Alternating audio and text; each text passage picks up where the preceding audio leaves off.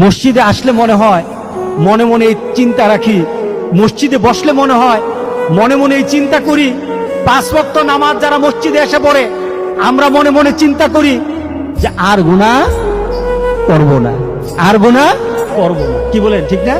আর গুনাহ করব না।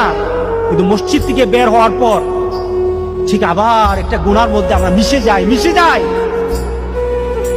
আমার ভিতরে আপনার ভিতরে এই চিন্তা হয়তো চলে আসতে পারে যে এত গুনাহ করেছি, মাবুদ কি মাফ করবেন, রব কি মাফ করবেন? দেখুন হাদিসটা কত সুন্দর হাদিস। আল্লাহ সুবহানাহু ওয়া তাআলা আবার ডাক দিয়ে বলেন, সেই বান্দা যখন গুনাহ করতে থাকে এরপরে সে আবার আল্লাহর দরবারে রাব্বি আযনাবতু, আয় আমার রব আমি গুনাহ করে ফেলেছি।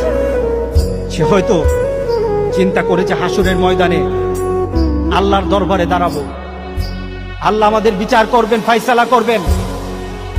আমি হয়তো আমার মাকে ডাক দিব, মা বলবে আমি তোর সাথী না। বাবাকে ডাকবো, বাবা বলবেন আমি তোর সাথী না। নেতা বলবে আমি তোর সাথী না। বন্ধু বলবে আমি তোর সাথী না। সবাই যেদিন ফিরিয়ে দিবে, আমি সেদিন কিভাবে বাঁচব?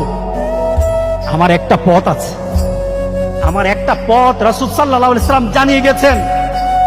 এই পথটা যদি কেউ অনুসরণ করে মওত পর্যন্ত চলে যায়, পাহাড় সমান গুনাহ থাকতে পারে, আল্লাহ বলেন সব গুনাহকে আমি মাফ করে দেব।